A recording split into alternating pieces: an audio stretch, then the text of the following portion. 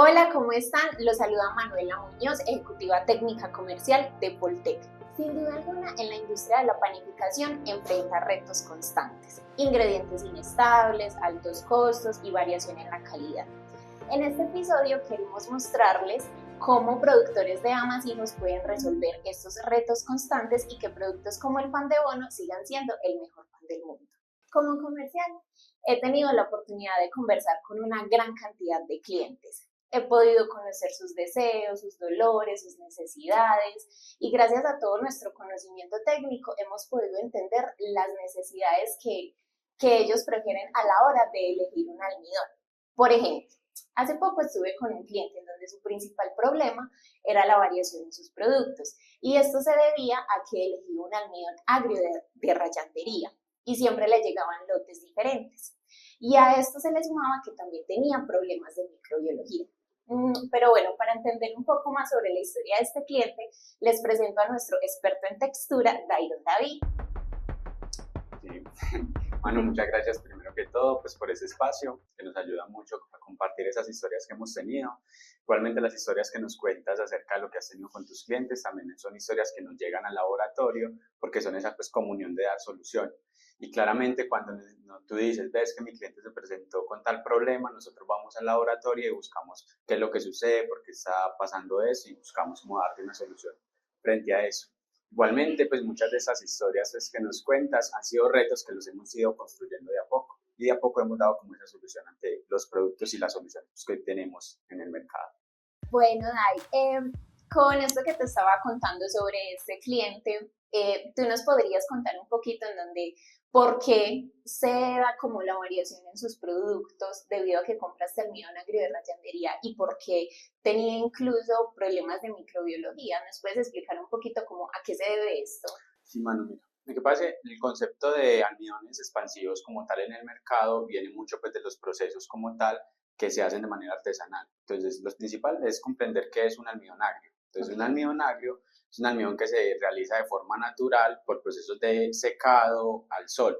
Entonces, claro, esos procesos de secado al sol dependen de muchas condiciones ambientales. Okay. Condiciones ambientales, como lo son también la humedad, por ejemplo.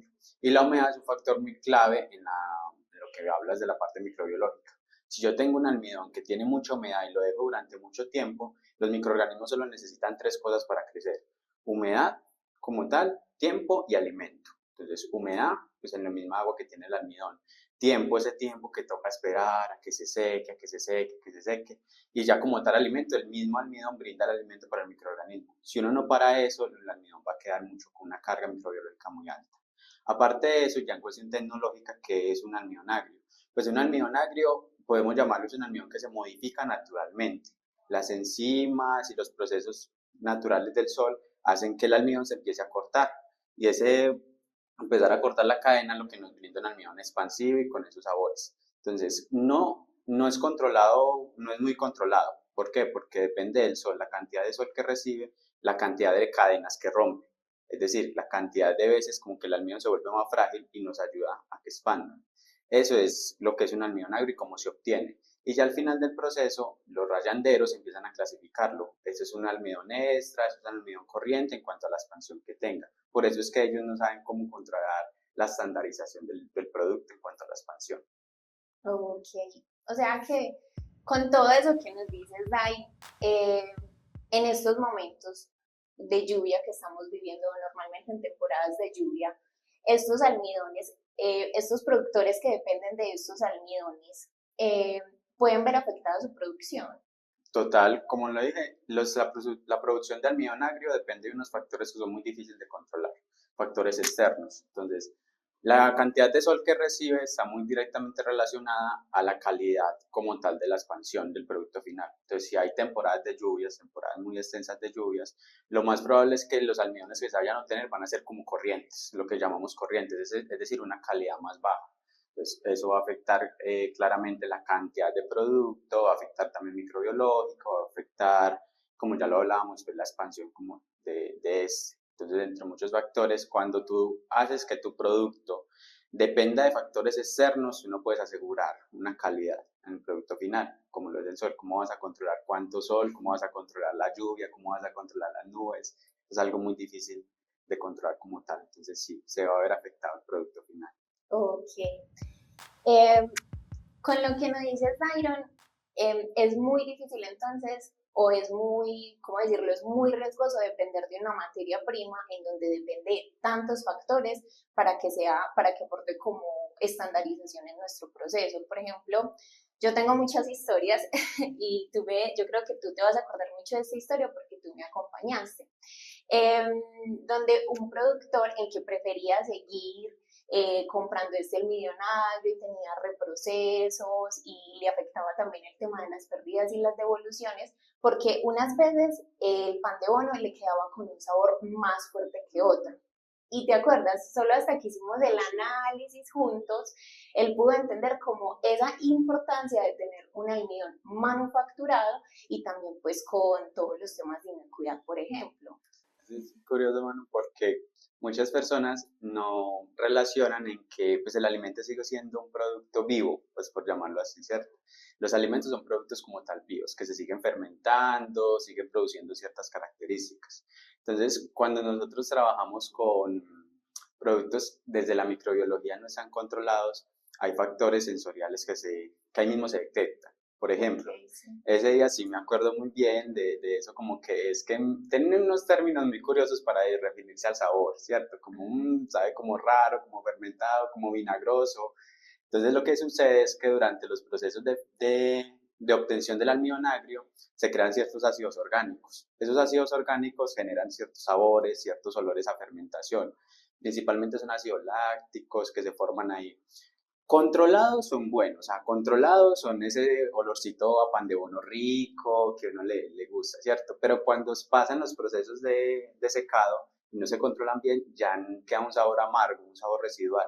Entonces, eso como te dije en un inicio, como depende de factores externos, entonces tanto el sabor, la expansión, la calidad, la microbiología, todo se va a ver afectado. Entonces, sí, es muy curioso porque si tú no estandarizas solamente la parte del secado y el tiempo que te vas a demorar en obtener el producto, ya te vas dando cuenta que no solamente la expansión, son otras características finales sensoriales también que se van a afectar por el producto.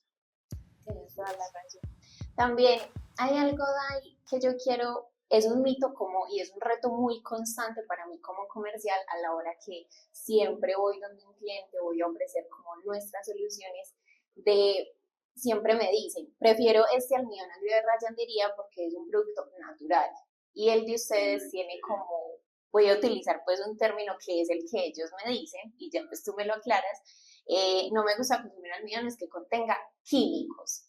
Entonces, a la hora de yo llegar donde ellos es un poco difícil quitarles como ese conocimiento que tienen, que de pronto está erróneo en este momento. Entonces, quisiera que nos expliques como cuál es la diferencia y en qué se están, pues en que no tienen la información adecuada acerca de nuestras soluciones. Y es normal, pues, man, o sea, es normal que la gente pues lo asocie así porque pues estamos muy llenos de información, de mucha información externa. Entonces, pues nosotros decimos o clasificamos las cosas como buenas o como malas, entonces esa tiene químicos, no, entonces esa es súper natural, entonces sí. Entonces hay que saber que no todo el mundo lo sabe y pues para eso estamos nosotros, es para aclarar todas esas dudas. Y es que hay que partir inicialmente de que igualmente nosotros, nuestro producto parte desde la yuca, o sea, desde el campo. Está en la parte del campo, quien la cosecha, quien la recoge, y nosotros vamos, la recogemos y hacemos el proceso de transformación, obtención del almidón y ya se hacen los procesos de modificación. Entonces hay que aclarar de una vez que igualmente partimos de una materia prima natural, que es la yuca. ¿Listo? Entonces desde ese punto. Lo otro es de pronto dar una clasificación, pues hagamos una especie de definiciones. Entonces tenemos almidones nativos y tenemos almidones modificados. Cuando hablamos de un almidón nativo es yo tener en este caso la yuca. Tengo la yuca, hago el proceso de rallado, obtengo pues ese sedimento como tal de almidón y así lo seco y ya eso sería mi almidón nativo. Entonces hasta ahí como tal. Pero ya si cualquier proceso por el cual él pase, en el que él cambia sus características, ya lo convierte en un almidón modificado. Esas modificaciones pueden ser físicas, pueden ser químicas, pueden ser enzimáticas. Entonces, cuando nosotros hablamos, por ejemplo, de almidón agrio, y eso mucha gente lo sabe, el almidón agrio es un almidón que se modificó por las enzimas propias del almidón. Pero igualmente entonces sería un almidón modificado, si tú lo ves así.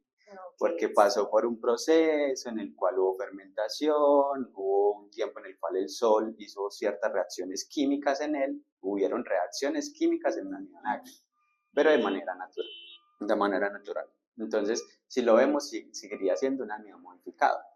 ¿Qué es lo que cambia? Que con el proceso de nuestro producto, nosotros controlamos esos procesos de modificación. Es decir, en un proceso natural del almidón agrio, el oxígeno hace un proceso de oxidación normal. Pues nosotros hacemos ese proceso de oxidación, pero en reacción. Después, la humedad y las enzimas hacen un proceso de hidrólisis, que es un proceso como cortando las cadenas de almidón, que lo hace de manera natural el almidón agrio. En este caso, nosotros hacemos el corte, ya en reactores. Entonces, si tú lo ves, igualmente sigue siendo un producto natural, solamente que en este caso nosotros somos quien oxidamos y nosotros somos quien cortamos, pero al final es el mismo proceso. Perfecto, sí, es muy importante que nos aclares eso porque es como la duda constante que tienen nuestros clientes o la observación que me hacen.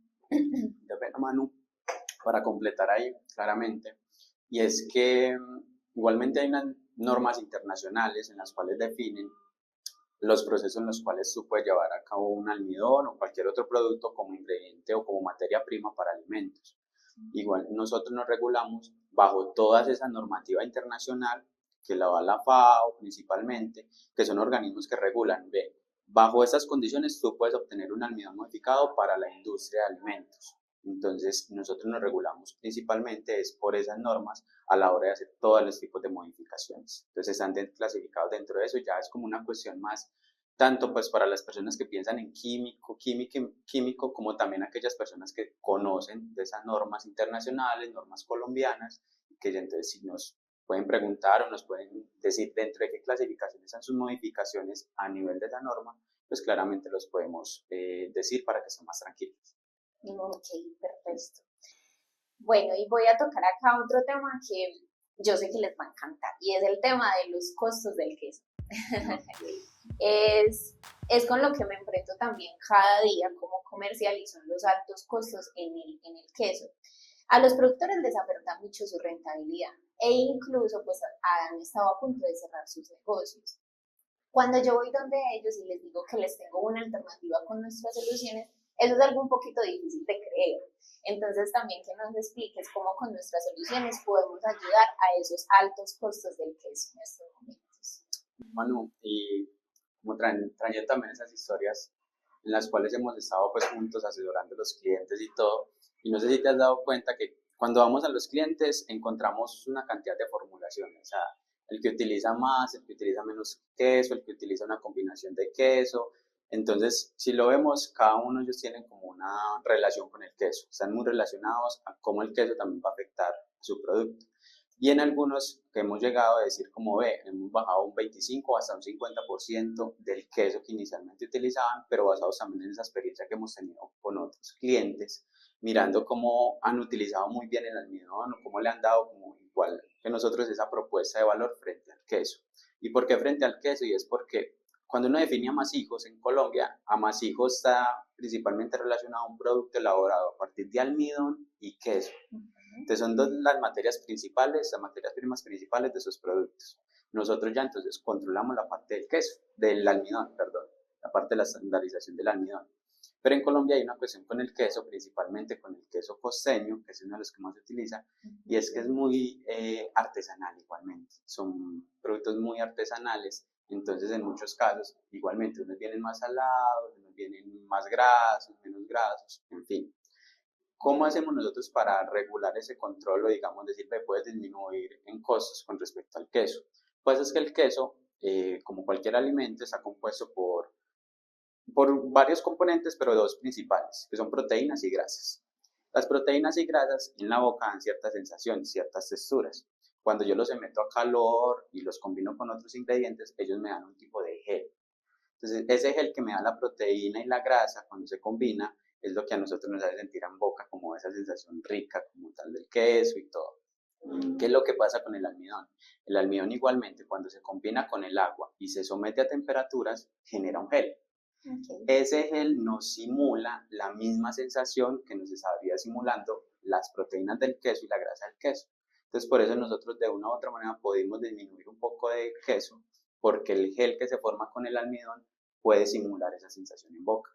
Entonces, eso es lo que nos ayuda el almidón en este caso para reducir los costos del queso. Excelente, porque es algo pues difícil de creer para ellos, pero pues ya con toda la explicación, cuando vamos con nuestra solución y obviamente con lo que nos dices, pues ya creo que queda algo como más claro y da un poco más de confianza. Así es, mano. Bueno, ahora voy a tocar otro tema que es el tema de la fracturabilidad de las rosquitas, que es como el mayor problema de todos los rosquilleros. Este tema pues es para mí como el que, no sé, en mi carrera comercial con Almiones es como la que más me ha marcado y creo que tú estuviste como en todo ese proceso porque recuerdo pues cuando me acompañaste donde ese cliente, donde tenía este problema y fue un reto pues la verdad muy difícil. Lo logramos pues sacar adelante, pero fue un reto que de verdad yo dije, huepucha, no sé cómo vamos a hacer esto, tenemos que estudiarlo, mejor dicho, salíamos cansados, pero hasta que lo logramos, ¿cierto? Entonces, ¿cuál crees cuál crees tú que es la razón por la que se da esta fracturabilidad, que es el mayor pues problema de ellos?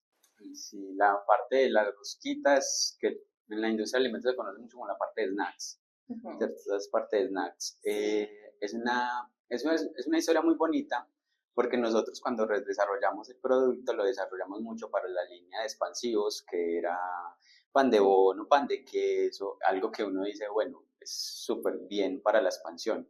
Y nunca nos habíamos llevado o lo habíamos llevado a un nivel tan extremo como lo era un producto que ya era fracturable. Para nosotros, pues, Qué dolor de cabeza. o sea, no habíamos llegado a considerar que en realidad la fracturabilidad iba a ser un reto, porque nosotros no solo la expansión que expanda y listo. Entonces, recuerdo bien cuando comenzamos con eso y nos expandió súper bien, vamos súper bien, pero cuando nos enfrentamos a otros retos nuevos, en ese caso la fracturabilidad. Ahí creíamos que ya lo teníamos todo solucionado, ya expandió, ya entonces super. Producto homologado, pero entonces ahí llegó otro reto más. Estudia la parte de cómo se comporta ya un snack diferente a lo que se comporta un pan de bono, porque en este caso entonces en un producto que es mucho más seco, su sensibilidad es mucho más alta.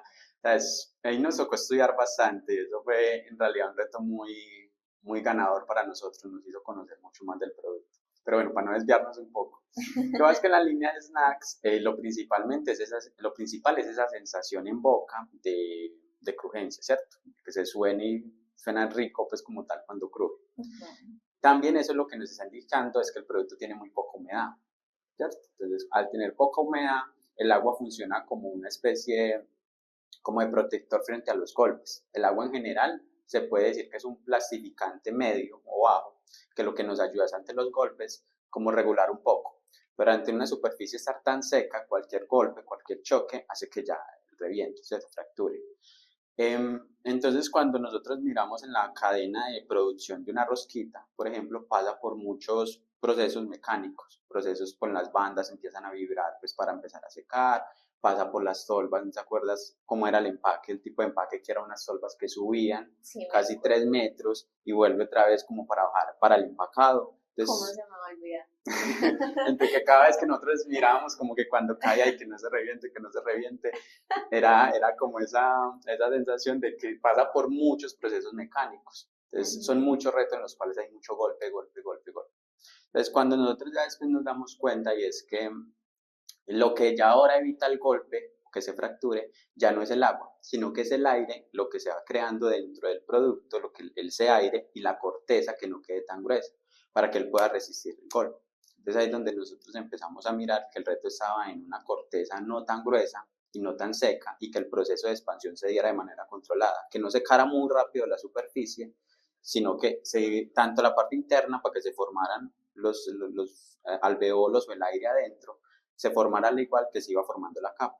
Con eso ya la fracturabilidad iba a disminuir, porque la capa exterior no estaba tan tensa como para que de un ante el golpe reventara, que es uno de los problemas que suceden mucho en la parte de las rosquillas. Entonces lo logramos encontrar pues dándole esa solución tanto en el producto, en la dosificación del producto, tanto pues en la regulación de los tiempos de horneo. Fue pues una construcción frente a ese reto. Sí, fue una construcción, lo que tú dices. estudio, dedicación, también mucha ayuda pues por parte del cliente, pero bueno, lo logramos aquí sacar adelante, que fue lo importante. Bueno, Dairon, para cerrar, ¿qué mensaje le darías a esos productores que aún no conocen o no consumen nuestra línea de gel baking? El desarrollo, y quería como contarte un poco la historia del baking en la compañía, y es que el baking pues lleva mucho tiempo en ese desarrollo. Es un producto que nació de una necesidad del mercado. Pues en Colombia muchos de los productos, y pues es una historia muy bonita, en Colombia siempre hemos desarrollado productos como muy desde la necesidad. Entonces la necesidad de tener un producto que expanda, entonces vimos como el agrio de manera natural, ¿cierto? Pero cada vez vamos viendo que necesitamos estar mucho más estandarizados en los productos nacionales, en lo que nosotros mismos producimos. Entonces, ante esa necesidad de que muchos panaderos miraban en que no, es que hay veces el agrio está más, me expande más, hay veces menos, hay veces sabe más rico, hay veces no. Entonces, frente a eso, Poltec empezamos a mirar, pero ¿qué es lo que sucede detrás de un almidón agrio para que expanda? Pues porque para muchas personas no era como una pregunta del día a día, pero para Poltec sí fue un reto, es decir, pero ¿qué es lo que sucede detrás? ¿Cuál es la química detrás de eso? Entonces comenzó como esa historia de poco a poco mirar que primero una oxidación, después una hidrólisis, después entonces mirábamos cómo el producto se iba creciendo, no, ya crecía mucho o no crecía de la manera que queríamos. Entonces, esa historia pues comenzó hace mucho tiempo y lo fuimos estandarizando como de a poco, como tal, hasta llegar a un punto en el cual nosotros controlamos cuánto va a crecer, o sea, cuánto va a ser la expansión del producto, y eso es algo que en realidad, entonces, si lo vemos, era muy complicado hace unos años ver eso, o sea, era como a lo que salga, los agrios, a lo que salga y ahí lo clasificamos, ¿no? En este caso nosotros aseguramos cuánto es que queremos que crezca, y todo que desde la parte química, desde la parte pues, de la innovación, desde la parte de la ciencia. Entonces el mensaje que va con todo esto es creer mucho en esos productos que detrás tienen un respaldo tan grande de estudio, tienen mucha gente detrás mirando, el producto funciona químicamente, y después otra parte en la cual lo llevamos al mercado y con el cliente funciona. Entonces, que miren que ustedes pueden tener esa solución desde la parte de, yo quiero una estandarización, yo no quiero estar dependiendo de que hay veces sí, hay veces no. Yo también quiero disminuir costos, pero tengo miedo de ese riesgo de yo disminuir eso, entonces que el producto ya no me expanda y no me quede igual.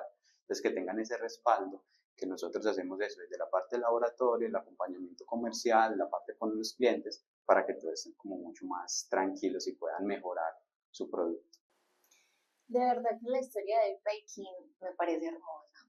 Ha sido una historia como de muchos retos, de mucho aprendizaje, de mucha dedicación, y yo he hecho parte como de una pequeña parte como de ese acompañamiento, donde he visto todo ese esfuerzo, y la verdad, cuando yo hablo de gel baking, hablo con mucho amor, y eso es lo que le transmito a mis clientes, porque sé lo que hay detrás de ese producto, sé todo el esfuerzo y toda la dedicación, y sé que lo que tenemos ahora y hasta donde hemos llegado ha sido producto de toda esa dedicación y disciplina que se le ha puesto como a este proyecto. Entonces, la verdad, me encanta, y me encanta que le expresemos también eso a nuestros productores y que ellos entiendan como la importancia que tiene, la propuesta de valor tan ganadora que tiene, y también cómo es de competitivo.